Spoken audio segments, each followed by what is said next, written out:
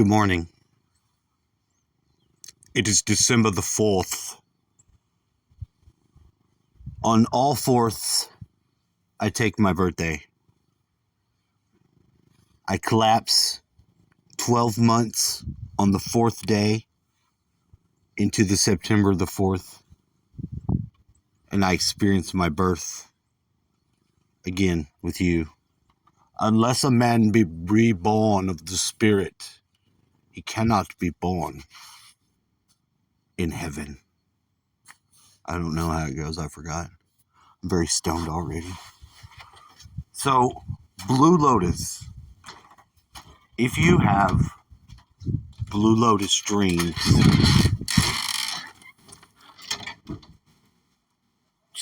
you have something else going on and the dream. So it will throw you off. You will not know. I'm a lucid dreamer and I didn't know I was dreaming. In fact, I woke up with the Hunter Biden mouth first, all scared that my teeth were gone, and then I had the Hunter Biden fucking mouth, only to realize my teeth were there, and then I went back to sleep.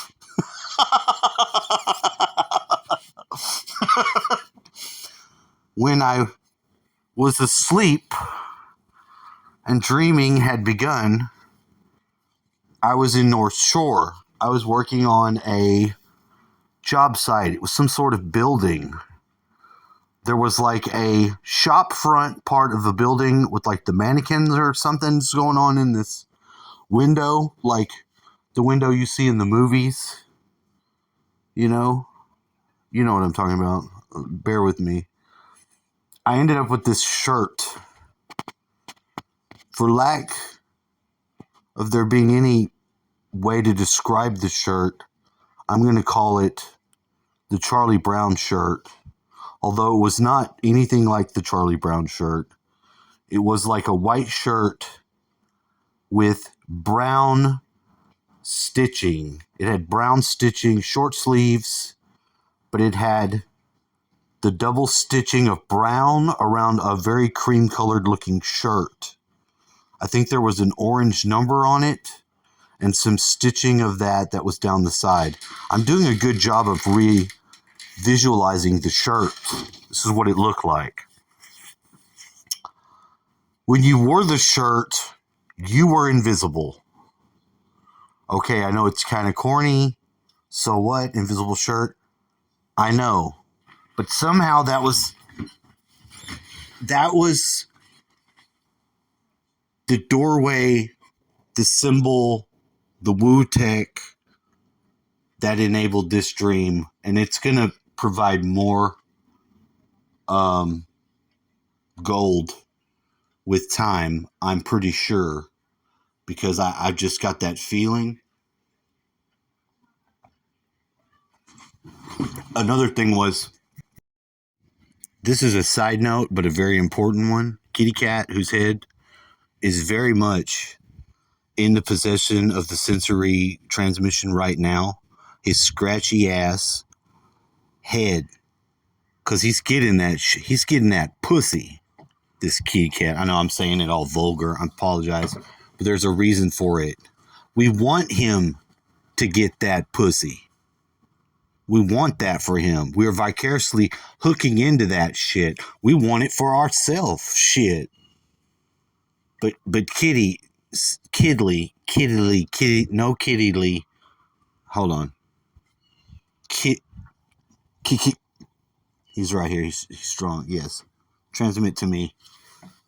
The poor wounded head. He has the wounded head of battle. But he's very frisky. I mean, he's a very frisky sumbitch right now. He's doing his patty cakes. His tail's whipping fast back and forth.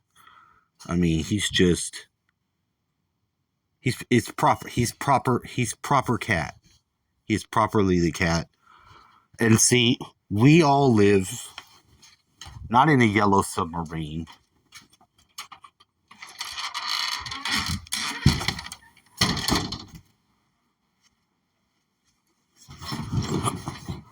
But in something submarine more.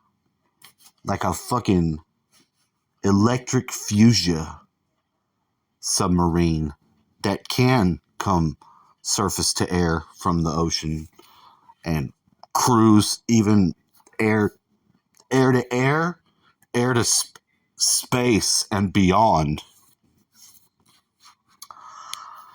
So this Blue Lotus makes the passageway more sure and firmed up. The passageway to the dreams, the duat, and it participates in the dream by the method of the shirt. Having the shirt, you were invisible. It was like you would become invisible in that world, and it would bring you into physical materialization in this world. So, like right now, in the dream world, I'm invisible because I have the invisible shirt. Does that make sense? That is sort of the logic of where I'm going. There was a lot of other stuff. But I'm trying to keep it simple because, like I said, a lot of the advanced folly that I can say in my life, I do to myself. It's really not very difficult to still open my ear and take the clues that the higher self gives me. The higher self has me work with a certain friend of mine, the one I call 27, because my soul truly does have a love for that person's soul. And although I got sidetracked in my own shit because I have a lot of problems with the dream situation that I'm having with my ex, it carried on into that dream. I'm just not vocalizing it. You know, it's like why is this person still involved in my dreams like this if they're not going to play a role in my life? And it's causing me confusion and difficulties in that dimensionality. And really, I'm just being a bitch because I have strong emotions there and I'm just being accountable for them. Because I know that's what it is. I have somebody that I married, I had kids with, and it's very strong emotions associated with that person not being present in my life. But still me very much loving them. Now I have a limber love that's not fractured and broken for the lightness of the limberness that is the passion of a man and a woman love. You know, that, you know, sort of pseudo-sexual, but not always. But it's definitely an attractive energy as opposed to being, it's not repulsing me any. What's repulsing me is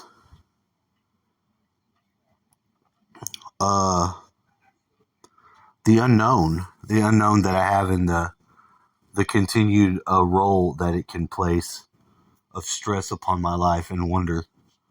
Because like I said, if you don't know if somebody that you've had that major of a role in your life is alive or dead, they have even your kids close to them, it's going to affect you. It's going to affect you in a very big way. You can pretend all you want that it's not. You can let it go all you want, but without there being any closure. And seriously, I mean, it's not like, I'm not saying, oh, I need closure. I'm saying there are some severe circumstances that is leaving the door of closure wide open. You see what I'm saying? No communication, total unknown. I can call her mom once a year and know that they're okay. But I'm telling you, this thing still rises and rises and rises. I'm not a stalker. I'm not trying to fucking stalk her or do nothing weird or do harm to her. This is me being as transparent as I possibly can about things that really deeply affect me in my mind and in my emotions. And if I use that as a teaching tool for at least myself, which I am doing, then I'm trying to make that accessible to other people just in as much as it can be a co-creative, co-inductive to creative sort of thing. So at least I'll have better perspective on my own, know myself, open to other self with helping interpretive, you know, leanings. Because in this world, we're still in that spiritual warfare also, because we're fighting for this free speech. We're fighting for the space to live and expend our lives in. So this is a very interesting time to be alive, and it's a very important time to share your gifts, whatever they may be, with the greater world, because that's why we're here. Each of us have certain gifts, and I do have that gift. I do have that gift, and it does draw from love. So that's all I want to say. Have a nice day.